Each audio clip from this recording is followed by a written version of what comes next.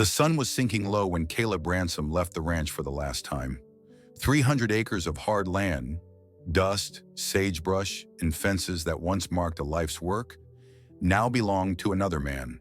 The new owner had soft hands, a polished saddle, and the kind of confidence only the city could breed. He had smiled as he shook Caleb's hand that morning, proud of his purchase. Caleb, meanwhile, had felt only the stillness that comes when something ends. He didn't look back when he rode away. He didn't need to. He already knew what the place looked like without her. Grace had been gone for 2 years. Consumption, the doctor called it. As if a word could soften the way she faded, piece by piece. The house had fallen silent long before her last breath. Even the wind stopped sounding like home. He packed what little mattered into a single leather bag, a few crumpled bills, an old hunting rifle, and a silk handkerchief that still held the faintest trace of her scent. Everything else, the tools, the cattle brand, the land itself, he left behind. Caleb Ransom wasn't running from the world. He was just too tired to stay in it the same way. The trail to Prescott stretched ahead like a scar across the desert. Endless, quiet, unforgiving.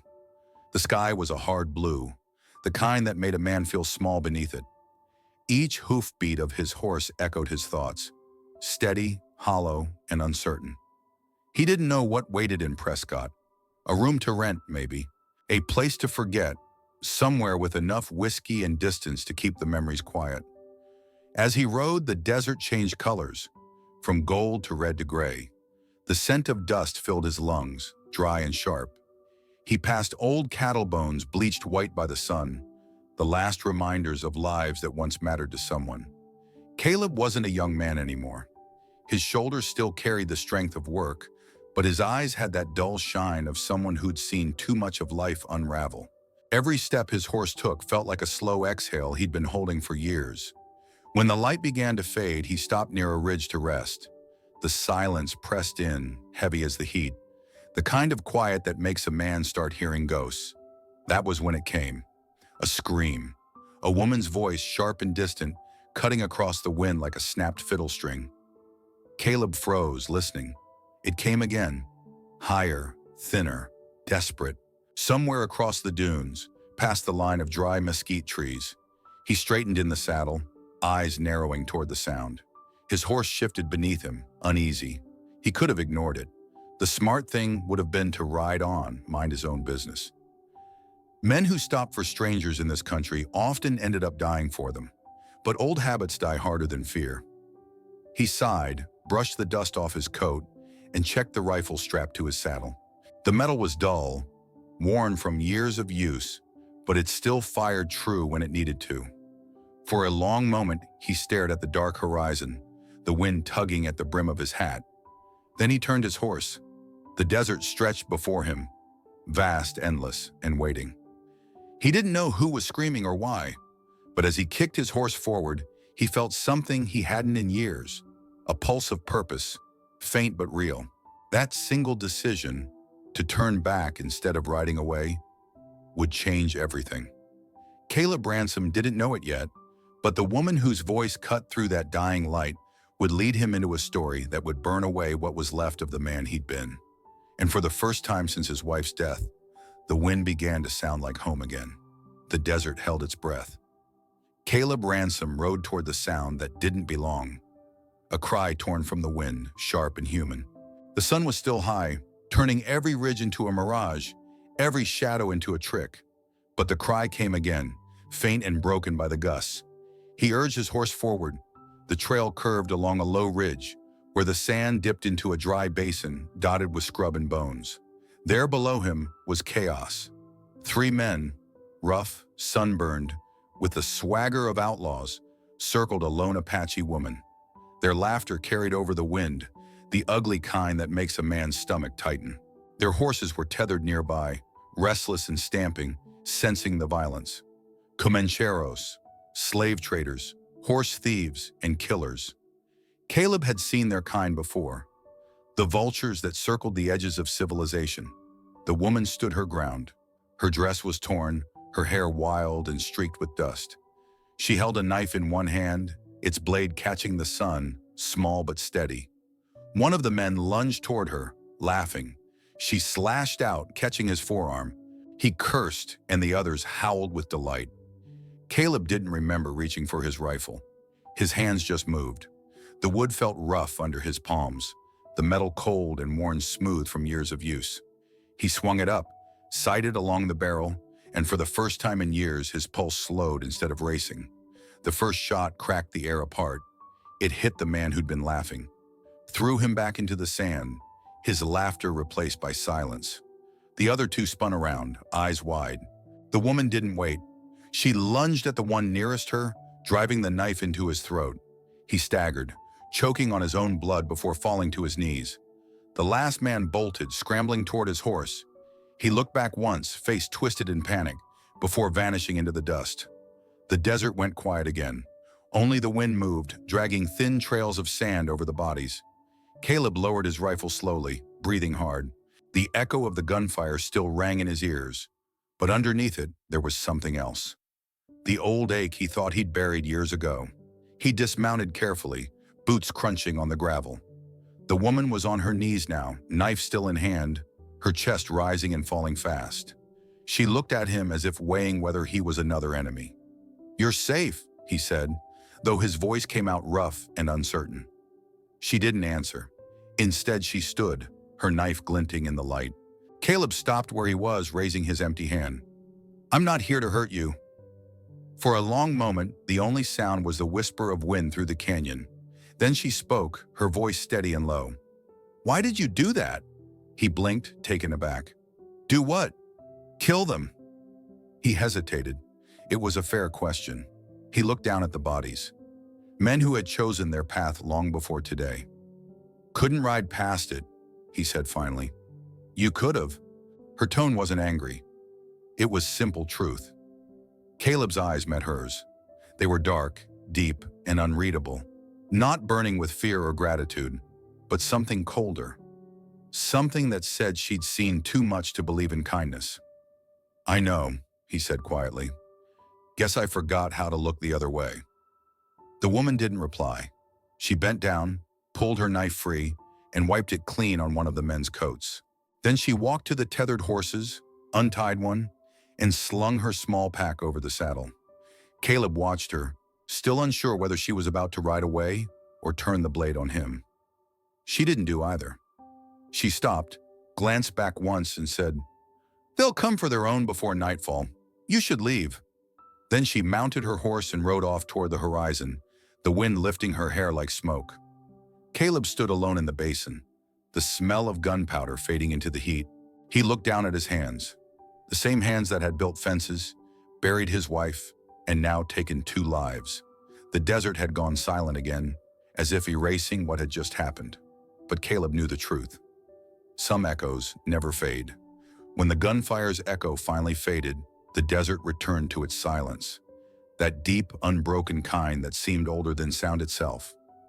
Caleb Ransom stood over the bodies, chest rising and falling, dust settling on his boots. The woman was still there, still standing, knife in hand. She didn't thank him. Instead, she turned toward him with sharp, assessing eyes, as if trying to decide whether he was any better than the men he'd just killed. Her gaze dropped to his side, where blood had begun to bloom through his shirt. "You're hit," she said flatly. "It's nothing," Caleb replied, though he felt the sting when he breathed. The woman tore a strip from the hem of her dress without hesitation and stepped closer. Her movements were efficient, practiced. She pressed the cloth against his ribs, ignoring his flinch. "You shouldn't have come," she said, voice quiet but certain. "I know," he answered. "Guess I forgot how to ride past trouble." Something flickered in her eyes. Not a smile, but close. She tied the cloth tightly, then stepped back, wiping the blood from her fingers onto the sand. Caleb studied her more closely now. She was younger than he first thought, though her face carried the stillness of someone who'd already lived too much. Her hair was dark as burnt cedar, falling loose across her shoulders. Dust streaked her skin, but there was a calmness in the way she held herself. The same calm he'd seen in people who'd learned not to expect mercy. "What's your name?" he asked. "Dahana," she said. "Mean something?" "In my tongue," she replied, "it means the one who goes first." "That's so." Caleb murmured. Seems fitting. For a moment, neither spoke. The heat shimmered around them, carrying the faint smell of gunpowder and sage. Somewhere far off, a hawk cried. Then she turned away, kneeling beside one of the dead men. She searched his pockets quickly, taking what looked like a pouch of coins and a small bag of dried herbs. When she stood again, she said, "You can take one of their horses. You'll need it." "I've got mine," Caleb said. "Then ride," she replied simply. But he didn't. He watched as she tightened the strap on her satchel, moving with purpose. "You going somewhere?" he asked. She looked toward the distant ridges. "Fort Apache." "That's 2 days north. You riding alone?" "I was before they found me," she said. "My brother is there. He's sick. The white doctor says medicine can save him, but only if I bring the money." She nodded toward the pouch in her hand. "Now I have it." Caleb's gaze softened. "Your brother. How old?" 16, she said almost under her breath. "His lungs are weak.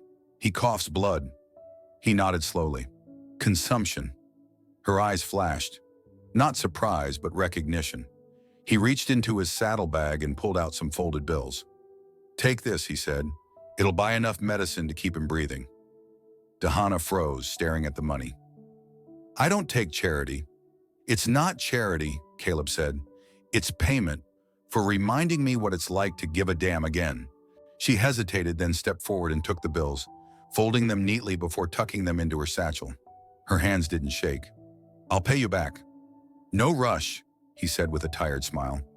But she wasn't finished. "I don't need you to follow me," she said, "but I'll make you a trade." "What kind?" "You take me close to the fort, not inside. The soldiers wouldn't like it." Her tone was calm, deliberate. "You take me there, and we're even." Caleb considered her for a long moment. The desert wind moved between them, lifting the corner of her torn dress. There was something in her eyes, not pity, not fear, but a will that refused to break. It reminded him of Grace, of the way she used to face life head-on, even as it slipped away from her. "All right," he said finally. "We'll ride together." Dahana nodded once and turned toward her horse. Caleb followed, wincing as the wound in his side pulled. They mounted and rode north, side by side, the sun sinking low behind them. The silence between them wasn't empty. It was the kind that carried unspoken things. Loss, endurance, and a strange, fragile trust that neither dared to name. As the shadows stretched long across the sand, Caleb glanced her way. For the first time in years, he wasn't just moving, he was following something. Or maybe someone. And though he didn't know it yet, the woman called Dahana would lead him farther than he'd ever meant to go. The night settled over the canyon like a blanket of ash. Caleb and Dahana made camp between two ridges, where the wind could only whisper and the stars hung low enough to touch. The fire they built was small, just enough to keep the cold away. Its light flickered against the rock walls, painting their faces in amber and shadow. Neither spoke for a long time. The desert didn't need words. It filled the silence for them, with the creak of saddles cooling and the steady hum of crickets. Caleb sat cross-legged by the flames, turning a twig between his fingers. Dahana crouched across from him, knife laid beside her knee, as if she trusted the darkness more than she trusted him. Her eyes stayed on the fire, her thoughts far away. "You ever get used to that sound?" Caleb asked finally, nodding toward the wind's slow moan through the canyon. "What sound?" she said without looking up. "The one that makes everything feel alive and dead at the same time?" She gave a faint, humorless smile. "I hear voices in it sometimes, the ones that didn't live long enough to finish their songs." Caleb nodded slowly. "I used to hear one voice in it, my wife's." That made her glance up. He stared into the flames, his voice low and even. She had a soft way of singing when she worked. Couldn't carry a tune, but it didn't matter. After she passed, the wind on the plain sounded like her for a while. Then it didn't anymore. Dahana didn't interrupt. She only listened, her face unreadable, her eyes flickering with firelight. "She was sick," he went on. "The doctor called it consumption. Took her slow like the land eats away at wood. Some nights I still wake up hearing her cough. Guess that's what's left of her now." Echoes. The fire popped. A trail of sparks climbed toward the stars and vanished. When she finally spoke, her voice was quiet, almost fragile. "My husband was killed by cavalry soldiers," she said. "He tried to keep the well water for our people. They said it belonged to the army." Her words carried no tremor, no anger, just weight. "He didn't have a weapon," she continued. "He only stood between them and the water. They shot him anyway. I buried him with my own hands." Caleb looked at her, the fire reflecting in his tired eyes. "I'm sorry." "Don't be," she said. "Sorry doesn't bring anyone back." For a long while, they said nothing. The flames snapped, the horses shifted restlessly, and the night wrapped around them like a secret neither of them knew how to tell. Then Caleb reached into his coat pocket and pulled out a folded stack of bills. $100. He held it out across the fire. "For your brother's medicine," he said. Dahana's gaze fixed on the money, then on him. "You already gave me enough." "I didn't give you anything," he said softly. "Just making sure the kid gets a chance." She didn't take it right away. Instead, she studied him, the way one studies a riddle, calm, careful, uncertain of its meaning. Then slowly, she reached out and took the bills. "I'll pay you back," she said, her voice barely above the crackle of the fire. Caleb smiled faintly, eyes lowered. "You don't have to," but she shook her head. "A debt unpaid is a chain," she said, "and I don't wear chains." Her words carried the strength of someone who'd learned to survive by never owing anyone anything. Caleb nodded, saying nothing more. The firelight wavered between them, softening the edges of their faces, making strangers look almost like companions. The silence that followed wasn't the same as before. It wasn't sharp or cold. It was something gentler. A space held between two people who'd both lost too much and were too tired to keep pretending otherwise. Somewhere in that silence, trust began to take root, small, fragile, and real.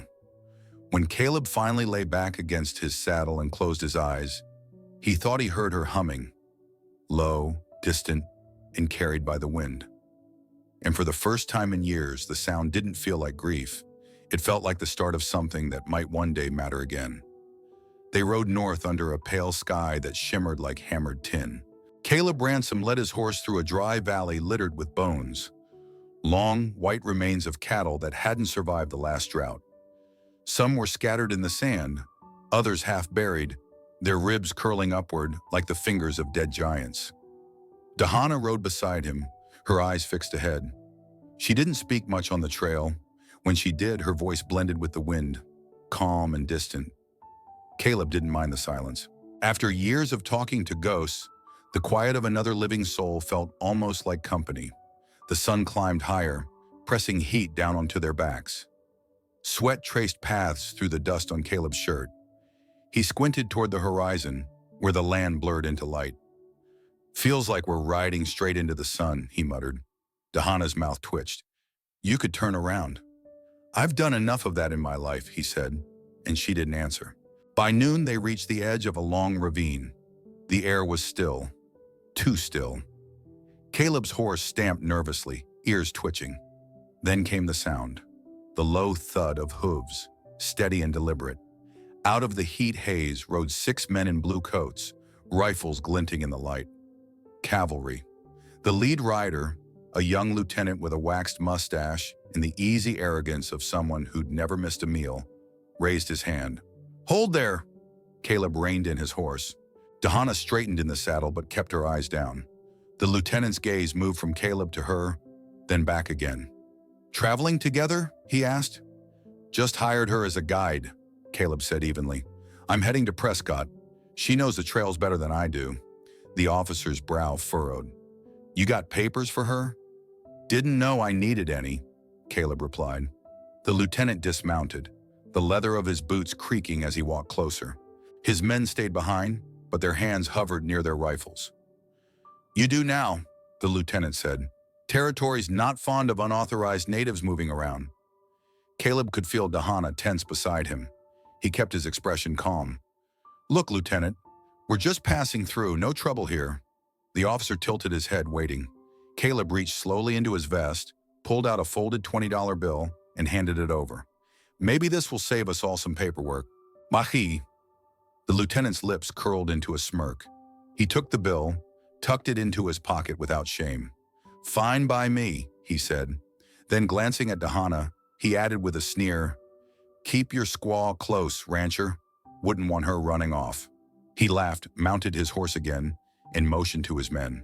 They turned and rode off in a trail of dust and mockery. Caleb watched them go, jaw clenched so tight it ached. When the last of the riders disappeared over the ridge, the silence returned. Heavy, uncomfortable. Dahana broke it first. Her voice was low, sharp enough to cut through the heat. "You don't know what it's like to bow your head to survive." Caleb looked over at her.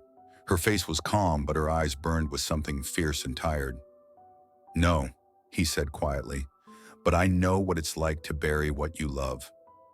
The wind stirred then, sweeping fine sand between them. Neither spoke after that. They rode on through the Valley of Bones, the sun sliding westward, painting the land in long shadows. A vulture circled overhead, lazy and patient. After a while, Dahana said softly, "You shouldn't have given him money." Caleb shrugged. "I paid for quiet, not kindness." She didn't argue. She only looked ahead again, her jaw set, her eyes unreadable. By dusk, the desert had turned gold and gray. Caleb caught her glancing at the horizon, where Fort Apache lay somewhere beyond the mountains. For a brief moment, he saw something in her face. Not hope, not fear, but a flicker of both. They were two people heading toward different places, but bound by the same truth. Neither had anywhere left to go back to. The first warning came as a tremor in the air, a stillness that didn't belong in the desert. Caleb Ransom had seen enough storms to know when the land was holding its breath. The sky darkened without ceremony. Clouds rolled in low and mean, sweeping across the horizon like a herd of black horses. A wall of wind hit before the rain, throwing grit against his face and making the horses snort in protest. "We need cover," Caleb shouted over the growing roar. Dahana didn't argue. She scanned the terrain, eyes narrowed against the dust, and pointed toward a cleft in the canyon wall ahead. The two of them urged their mounts forward, riding hard as the storm broke loose. By the time they reached the rocks, the world had turned to chaos. Sheets of rain fell sideways, wind howled like something alive, and thunder cracked so close it made the ground tremble. They stumbled into a narrow cave, dragging the horses inside. The space was barely wide enough for them both. The air inside was damp, the stone walls slick and cold. Outside, lightning split the sky again, turning the mouth of the cave white for a heartbeat before plunging it back into shadow. Caleb leaned against the wall, catching his breath. His coat was soaked through, his hat dripping. Across from him, Dahana crouched near the entrance, eyes reflecting the faint light of the lantern he'd managed to strike. Her face was unreadable, calm in a way that made him wonder what kind of storm she'd already survived. Thunder rolled again, shaking dust from the ceiling. She broke the silence first. "You ever afraid to die out here?" Her voice was steady, but her eyes were fixed on the storm beyond the cave. Caleb took a moment before answering. "I used to be," he said, "but I think I was more afraid of living than dying." That made her turn to him. In the flickering light, her expression softened, just enough for him to see the woman beneath the armor. The wind screamed outside, and for a moment it felt like the desert had vanished, leaving only them and the sound of their breathing. Dahana moved closer to the lantern, brushing damp hair from her face. Water beaded on her skin, glinting like glass. The space between them shrank without either of them meaning it to. Caleb's gaze met hers, steady, unspoken, charged. There were no words left that fit. The storm filled the silence for them. When she reached up to touch the edge of his sleeve, it wasn't a question or a gesture of comfort. It was instinct, the kind that reminds two people they're still alive, even when the world outside has turned against them. He didn't pull away. Their fingers met first, then their breath. It wasn't love, and it wasn't desperation. It was something in between. The brief burning contact of two souls too tired to hide behind walls anymore. The thunder outside drowned everything but the pulse of the moment. Then, as suddenly as it had come, the storm began to die. The wind softened, the rain thinned to a whisper. Dahana stepped back first. She turned away, her face unreadable again, her voice gone. Caleb said nothing either. They simply sat there in the quiet aftermath. the air thick with what neither could name. When morning came, the desert glittered under a thin coat of water, every rock and cactus shining in the sun. They packed their things without speaking, the sound of the saddles and reins the only proof the night had happened at all. As they rode away, Caleb glanced back at the cave. From the outside it looked small, just another scar in the earth, but he knew what it had held: the echo of thunder, the smell of rain, and the fragile line between need and fear. Neither of them mentioned it again. Some truths, like storms, don't need to be spoken to leave their mark. The sun was sinking when the first shadows of Fort Apache came into view. A cluster of adobe houses and smoke rising from cooking fires, the faint sound of drums echoing somewhere beyond the hills. Dahana slowed her horse. The look in her eyes changed. Not fear exactly, but something that carried the weight of memory. "You can't go further," she said quietly. Caleb reined in beside her. The wind tugged at his hat brim, lifting a strand of her dark hair into the air. "Then I'll wait outside," he said. For a long moment she didn't answer. The land between them and the fort shimmered with heat and dust, and in that distance lay all the unspoken things neither had the courage to name. Finally she looked at him and said, "Meet my brother." The words surprised him, maybe her too. They rode the rest of the way in silence. When they entered the village, every head turned. Women stopped grinding corn. Children froze mid-play. Men straightened with guarded eyes. The air was thick with suspicion, heavy as the smoke curling through the evening. Caleb felt every stare on him, a white man riding into a place where men like him had brought only grief. His hand brushed against the old revolver at his hip, not from fear but instinct. Still, he kept his eyes level, his movements slow. Dahana dismounted first, handing her reins to a boy. "He's with me," she said in Apache, her tone sharp enough to cut the tension. The boy hesitated, then nodded and ran off. An older man stepped forward from a group near the fire, broad-shouldered, scarred across one cheek. His expression hardened as soon as he saw Caleb. He wore the look of someone who'd buried more than he could forgive. "Ko," Dahana said softly. He didn't return the softness. "You bring him here? A rancher?" His English was rough, bitten off at the ends. "He saved my life," she said. Ko's eyes shifted to Caleb, full of quiet contempt. Maybe he was saving his own pride. Caleb didn't rise to it. "Maybe," he said, "but I don't charge for pulling someone out of trouble." The man took a step closer. "You don't belong here." Dahana moved between them. "He's not the enemy," she said. "He's the reason I'm alive." The words hung there like smoke. No one spoke. Ko stared at her, and something in his expression faltered. Not forgiveness, but surrender to her conviction. He spat into the dirt and turned away. "Then stay by your fire," he said, "but when the wind changes, don't say you weren't warned." Dahana let out a slow breath. Caleb saw her shoulders ease just slightly. She led him toward one of the huts near the edge of camp. Inside, the air was cool and dim. A boy lay on a woven mat, his chest rising and falling in shallow, labored breaths.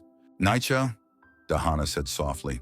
The boy opened his eyes, bright, fevered, and far too old for his years. When he saw Caleb, his lips twitched into a faint smirk. "You the one who shot the Comancheros?" Caleb nodded. "Guess word travels fast." "If you hurt her," Naiche whispered, his voice thin but steady, "I'll crawl out of my grave to stop you." Caleb couldn't help a small smile. "Then I'd say your spirit's already stronger than mine." Naiche's lips curved in the ghost of a grin before he coughed and turned away. Dahana knelt beside her brother, adjusting his blanket. The tenderness in her movements was the kind that came from years of carrying more than her share of loss. Caleb stood by the doorway, watching the firelight ripple across the boy's face. He didn't belong here. He knew that. Yet for the first time in years, he didn't feel the urge to leave. Outside, the drums started again, low and rhythmic. The night was heavy with smoke, with mistrust, with the fragile beginnings of something that might one day resemble peace. Caleb looked at Dahana, her silhouette framed by the fire. She didn't glance back, but she didn't need to. He knew he wasn't just passing through anymore. The night after the storm passed, the desert cooled to a quiet that only came after rain. The air smelled of wet earth and mesquite, and the stream behind the Apache village ran clearer than it had in months. Moonlight slid across the surface like a blade of silver. Caleb Ransom sat by the water, sharpening a knife he no longer used. Each stroke against the stone echoed with the kind of patience only loneliness could teach. He wasn't sure if he belonged here, but for the first time in years, he wasn't moving. He heard her before he saw her. The soft crunch of bare feet on gravel, the rustle of cloth against rock. Dahana stepped into the moonlight, her figure ghost-like against the dark line of the hills. She didn't say anything at first. She just stood there, watching the stream as if it might carry away all the years she couldn't forget. Caleb set the knife down. Couldn't sleep either. She shook her head. Her hair was loose tonight, brushing against her shoulders. The river's louder after rain, she said. Sometimes it sounds like voices. He smiled faintly. I've been hearing ghosts for years. They don't say much worth listening to. She sat down beside him, close enough for him to feel the heat still rising from her skin. For a while they said nothing. The desert didn't need words. It understood silence better than anyone. Finally she spoke. When I was little, my mother told me the land remembers everything. Every death, every lie, every kindness. You can't run from it. It carries your story even when you don't want it to. Caleb looked at the stream, his reflection rippling beside hers. Then maybe that's why I came here, he said. To see what the land remembers about men like me. She turned her head toward him, her eyes soft but searching. You're running from something. He didn't deny it. Maybe from everything. From a house that got too quiet. From a woman I couldn't save. From the man I was when she died. Dahana listened without interrupting. Her fingers traced patterns in the damp sand. We all run, she said quietly. I ran from soldiers, from men who thought my people should vanish. I ran from the graves I dug myself. Their eyes met. Two exiles, both tired of fleeing. Maybe, Caleb said, voice low, we can stop running for a while, together. The words hung there, as fragile as the mist curling off the water. She didn't answer. Instead, she reached out, her hand resting lightly on his chest. Not a question, not a promise, just the simple acknowledgement of something alive between them. He leaned toward her, then, slow, uncertain, until the space between them was gone. The kiss that followed wasn't sweet or desperate.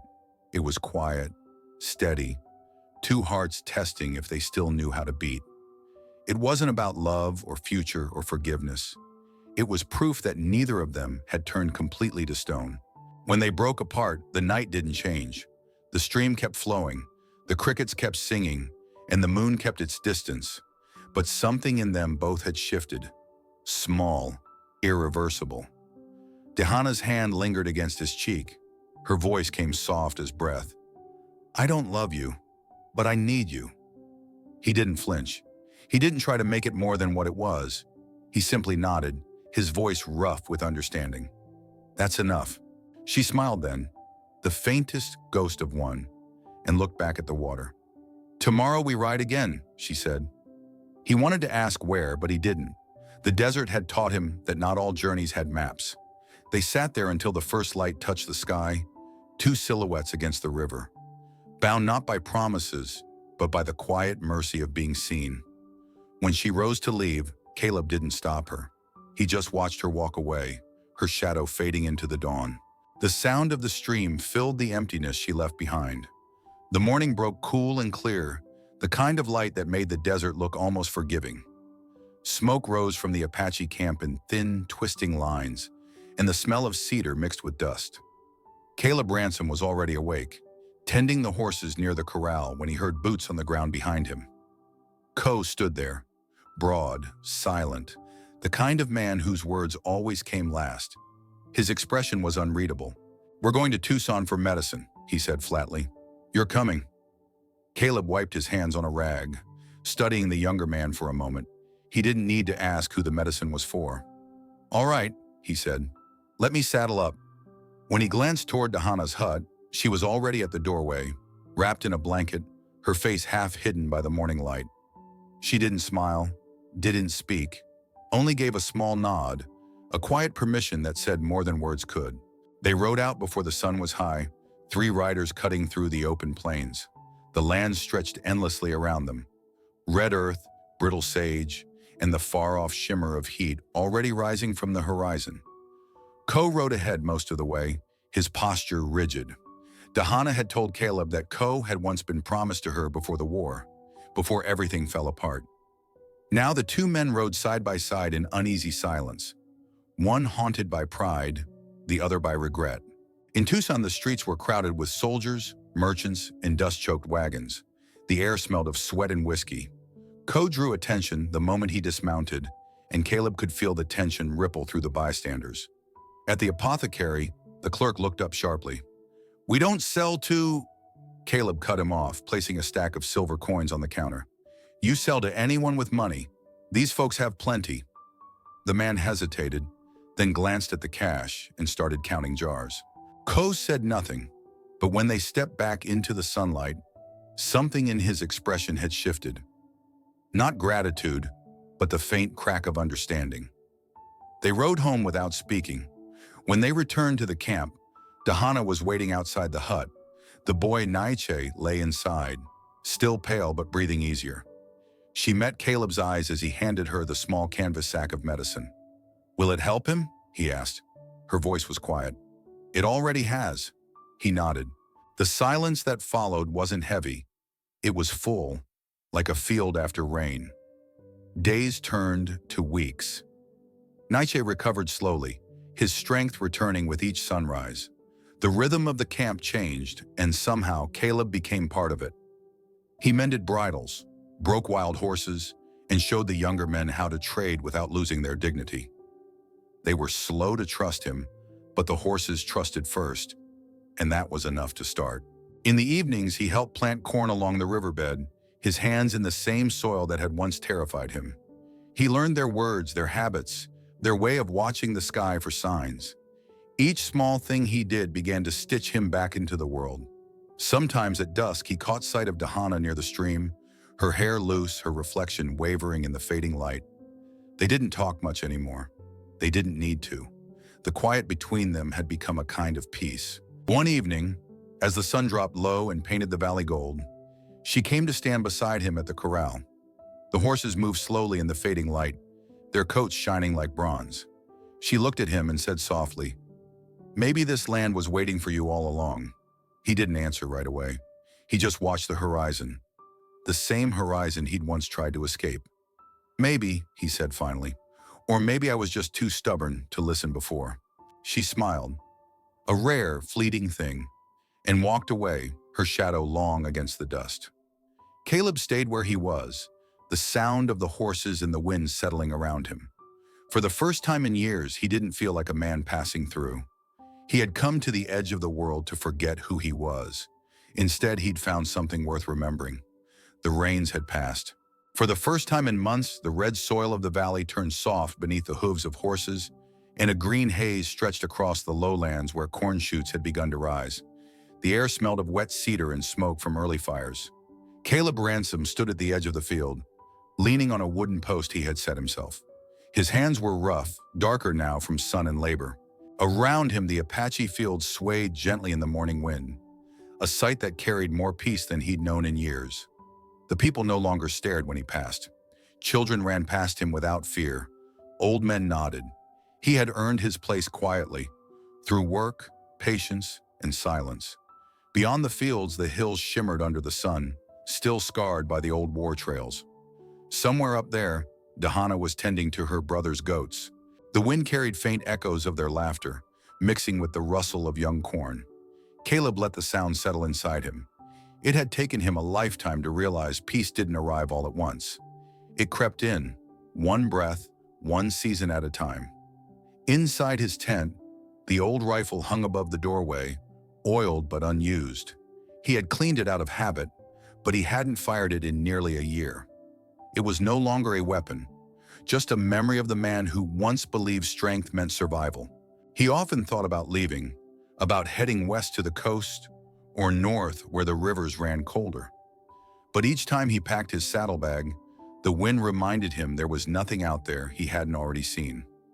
That morning, as the sun rose over the valley, he watched the light spill across the fields, over the crops, the horses, the smoke from breakfast fires. The sound of laughter drifted down from the ridge. He smiled barely and thought, home isn't a fence or a deed. It's when you stop running from yourself. The thought wasn't grand. It didn't need to be.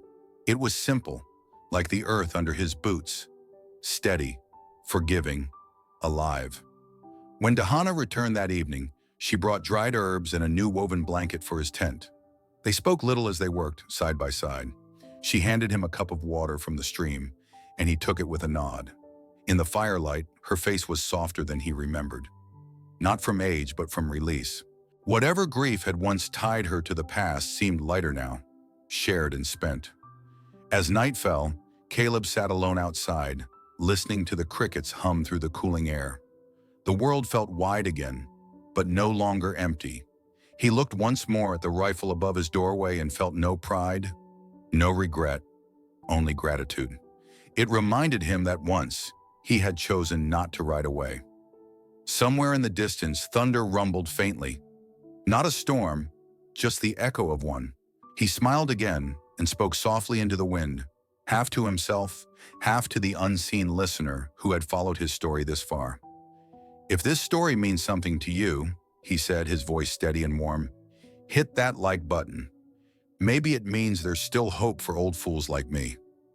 The wind answered with the low sigh of the desert, that eternal sound of things moving, changing, and enduring. And as the moon climbed above the quiet valley, Caleb Ransom, the rancher who had lost everything, finally stood still. He was home.